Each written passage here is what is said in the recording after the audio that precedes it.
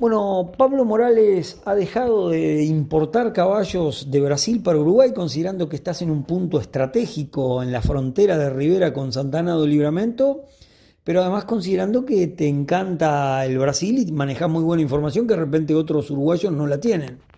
Sí, sí, pero no fue por eso que dejé de importar animales de Brasil.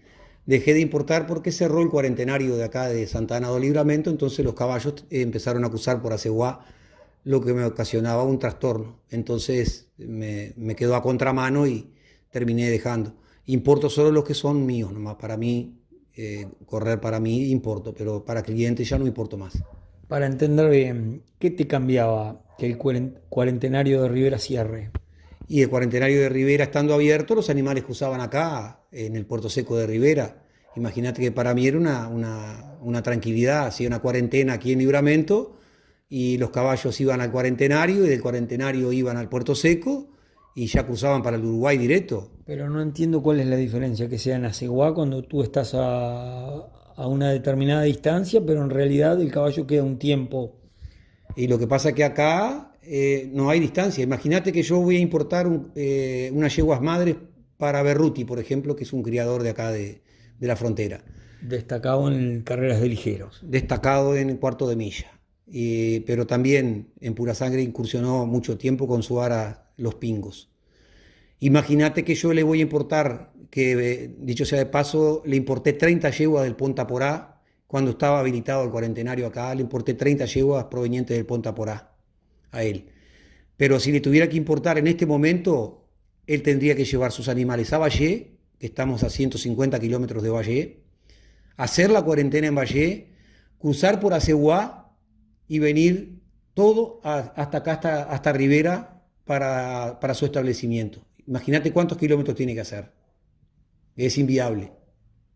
Económicamente. Económicamente es inviable venir de Libramento a Rivera y tener que hacer toda esa vuelta. ¿Y la mayoría de los animales que importabas eran para esta zona del país o en definitiva iban para hacia el sur? No, no, el 90% de los animales, 95% de los animales eran para el sur, pero de cualquier manera la presencia del importador es importante a la hora de cruzar, porque a veces surgen pequeños detalles que uno los tiene que solucionar, porque si se te corta un animal, ya el fiscal, el veterinario no te lo quiere aceptar, entonces a veces uno tiene que estar allí, hablarle, decirle, mirá, fue una cosa de momento, pero si vos no estás en Aceguá en el momento del cruce, te llama el camionero y te dice, mirá, de los 8 que iban a cruzar, cruzaron 6 porque 2 se cortaron. Entonces, Claro, y el mejor negocio no está en la información que tú tienes, más que de importador como agente de ventas o intermediario facilitando los datos de genética para el comprador. sí, también, pero a veces las otras actividades que uno desarrolla no me dan tiempo a poder dedicarme de lleno a ese tema. Y aparte hay mucha competencia en Uruguay de gente que sabe de genética y que asesora y que, bueno, no obtiene resultados, pero sabe igual de genética. No entiendo por qué sabiendo de genética los resultados no se ven reflejados en la cancha, pero hay mucha gente que dice saber mucho de genética, pero en la cancha no he visto los resultados. Claro, y en lo relacionado al comercio, al negocio, en Uruguay uno de los negocios más destacados es ser intermediario. ¿En el negocio del caballo de carrera funciona bien? Mira, en el negocio de caballo de carrera es así, bien claro. Yo, por ejemplo, cobraba de las agencias brasileras un 5% del valor del animal como agente intermediario. A los uruguayos que les compré animales, nunca le cobré nada a ninguno. Sé que mis colegas cobran el 10%, la Pero ¿y mayoría. por qué no cobrabas? ¿Por qué no? Porque era una actividad paralela a la que yo desarrollo normalmente y ya con ese 5% más un poquito que le ganaba la importación, para mí ya era suficiente. Claro, te planteaba porque la intermediación es un negocio capaz que deja un margen chico, pero seguro. Ya otro tipo de negocios, invertir y traer los caballos, se me ocurre que es mucho más arriesgado. Pero a mí me gusta mucho más, porque es bien claro, yo elijo una yegua muy buena en Brasil, o que yo pienso que es muy buena, y con una muy buena preñez, y la compro, la pago de mi bolsillo, la importo, pago yo también la importación, pero después le pongo yo el precio que vale, que es mucho más que ese 5%. Entonces, mi negocio toda la vida no fue elegirle caballos a clientes o yeguas a clientes, decirle, comprá tal yegua en tal remate que es buena. No, no.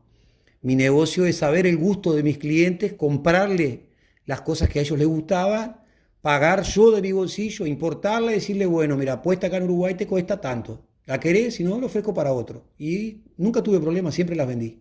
Claro, de cualquier manera todos sostienen de que tener un aras o una cría de caballos, comprar madres, no es rentable. No, no, para nada. Yo incursioné muchos años en la cría. Vos sabés que hice una liquidación en el 2017 con Abelenda y nunca fue rentable y no es rentable. Es un hobby y es un gusto que se dan muchos. Para algunos aras, como el Santo, por ejemplo, es rentable porque hacen un promedio bien interesante de las ventas, pero también hay que ver cuánto ha invertido Leonardi en mejorar genética, en yeguas madres y en todo. La verdad que no sé cuándo va a recuperar su capital. Pero ¿es real que todos pierden o pierden algunos? Y yo pienso que hay muchos que ganan, porque hay dos formas de hacer esto. No existe tres formas de hacerlo. O lo haces bien o lo haces mal. Si lo haces bien, tiene un costo muy elevado poner un potrillo en pista, bien criado, bien desarrollado, con todo lo que tiene que tener un potrillo de alimentación y de suplementos. Que ahí es donde yo te decía que parecería ser mucho más interesante la parte de intermediario porque no arriesga tanto, por lo menos. El que produce en Uruguay se complica. Sí, sí, el que produce en Uruguay se complica, pero sabemos que hay unos cuantos aras en Uruguay que no dan de comer, que no gastan mucho, entonces Pero a eso iba, el que da bien de comer y saca potrillos con todo el potencial, de repente tiene un costo que a veces el mercado en Uruguay no termina premiando. a veces los castiga por un tema no de crianza, sino de genética. O de Eh, resultados o de resultados. actuales. O de resultados. El turf es igualito que el fútbol. Lo que manda son los resultados. Vos tenés un año bueno, al otro año todos quieren servir con tu padrillo. Tenés un año pésimo, al otro año todos se olvidan de tu padrillo. Es así, es bien claro. El padrillo sí es un negocio bueno y cuando viene la olada para tu lado, es un negocio que deja mucha guita. Sí, tenés que traer un padrillo probado y que guste a la mayoría de la gente. Ahí es un negocio redondo. Yo te diría que el mejor negocio que podría existir hoy en Uruguay, con la cantidad de criadores que hay, la cantidad de matrices que hay y cómo está el turf en Uruguay, sería un centro de reproducción solo con padrillo. Ese es un negocio de primera. Traer padrillos probados en Yutle, cobrar bien la monta, dar el servicio y que se vaya la yegua y está pronto. Ese es un negocio bueno. Ya vender potrillo te lo castigan en el ring de venta. No, muchas veces potrillos que vos sabés que van a dar resultado no te pagan lo que vos pensás. Claro, por ejemplo, acá se habla mucho de que no se termina colaborando con aquellos que tienen buenas ideas o buenas líneas de negocios con padrillos. Después los aras no le mandan el volumen de yeguas que es necesario. Sí, acá tenemos muchos casos. Yo siempre insisto con el mismo caso que es Gur Report. Para mí Gur Report, no por ser un hijo de Candy Ray, de Ray de Ray, hermano de Candy Ray, porque los hijos de Candy Ray están siendo grandes padrillos. O sea, esa línea es una línea continuadora.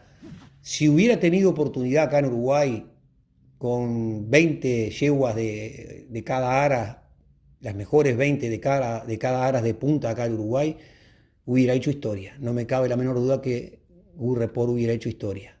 Y como Report se perdieron muchos padrillos por el camino, muchos padrillos por el camino.